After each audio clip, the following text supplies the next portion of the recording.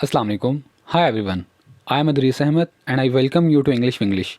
Last video में आपको English beginner level course की टॉपिक आउटलाइन और उसका इंट्रोडक्शन प्रोवाइड किया गया था और उस टॉपिक आउटलाइन में तमाम टॉपिक्स को सीक्वेंस में मेंशन किया गया था और उस सीक्वेंस के मुताबिक जो हमारा पहला टॉपिक था वो इंग्लिश अल्फ़ाबेट था। So here is the first video about English alphabet.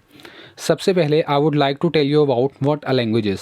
Language is a means of communication. Language बातचीत का एक ज़रिया है जिससे आप अपने मैसेजेस, अपने ख़यालात ख़ुद से दूसरे शख्स तक कन्वे करते हैं।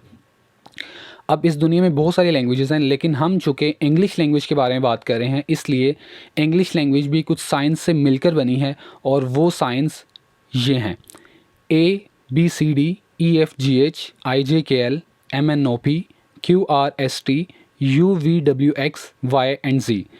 अब इन साइंस को कलेक्टिवली हम अल्फ़ाबेट का नाम देते हैं। N alphabet is a set of science of a language.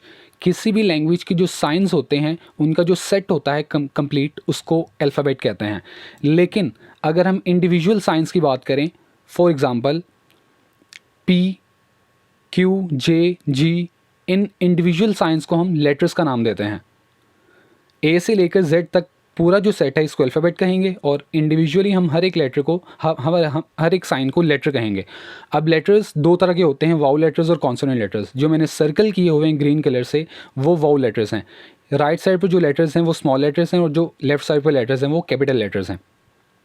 उसके बाद इन लेटर्स की कुछ साउंड्स भी होते हैं जिन साउंड्स को रिप्रेजेंट करते हैं। वो साउंड्स ये हैं: B बा साउंड को रिप्रेजेंट करेगा, C सीन या काफ की, D डाल की, F फे की, G जीम या गाफ की, H हे की, J जीम की, K काफ की, L लाम की, M मीम की, N नून की, P पे की, Q काफ की आवाज़ को, R रे की आवाज़ को, S सीन की आवाज़ को, T टे की आवाज़ को, V और W वाव की आवाज़ को, X काफ और सीन की कलेक्टिव आवाज़ को, Y ये की आवाज़ को और Z या Z जे की आवाज़ को शो करेंगे।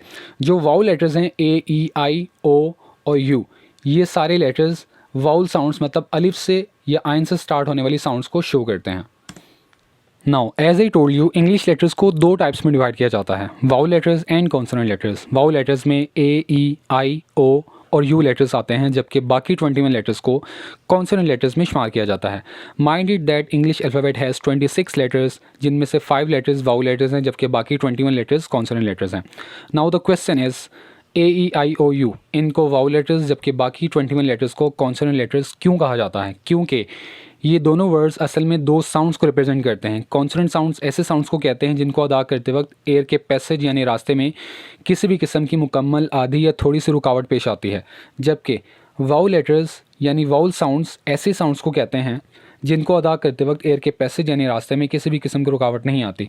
चूँकि AE I O U letters उन साउंड्स को रिप्रेजेंट करते हैं जिनको अदा करते वक्त कोई भी रुकावट नहीं आती, इसलिए उनको उन साउंड्स की बेस पर वाउल लेटर्स कहा जाता है। जबकि कॉन्सोनेंट साउंड्स ऐसे साउंड्स को रिप्रेजेंट करती हैं जिनको अदा करते वक्त एयर के पैसेज में रुकावट आती है, इसलिए उनको उन साउंड्स की बेस पर कॉन्सोनेंट लेटर्स कहा जाता है।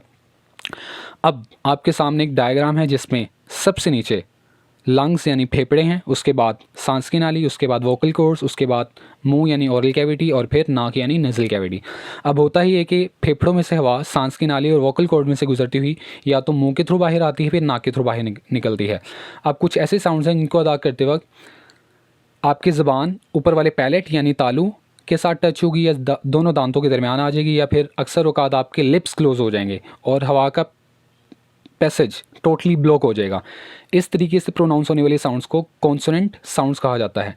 जबकि कुछ ऐसे साउंड्स होंगी जिनको अदा करते वक्त आपकी टंग माउथ में यानी ओरल कैविटी में मिडल में रहेगी और किसी भी किस्म की ऑब्स्ट्रक्शन नहीं आएगी। अगर आप B-T को प्रोनाउंस करें तो आपके लिप्स क्लोज हो जाएंगे, अगर आप D-T को प्रोनाउंस करें तो आपकी टंग दांतों या फिर पैलेट के साथ टच होगी। तो ऐसे साउंड्स को कॉन्सोनेंट साउंड्स कहा जाता है। जबकि इसके बरक्स कुछ ऐसे साउंड्स हैं जिनको अदा करते वक्त आपकी टंग ओरल कैविटी यानी मुंह में मिडल में रहेगी और किसी भी किस्म की ऑब्स्ट्रक्शन यानी रुकावट पेश नहीं आएगी। अगर आप AE I O U को प्रोनाउंस करें तो आप फील करेंगे कि आपकी टंग मिडल में रहेगी, इसलिए इनको वाउल लेटर्स कहा जाता है। So that was all about English alphabet. See you in the next video. अल्लाह हाफिज़।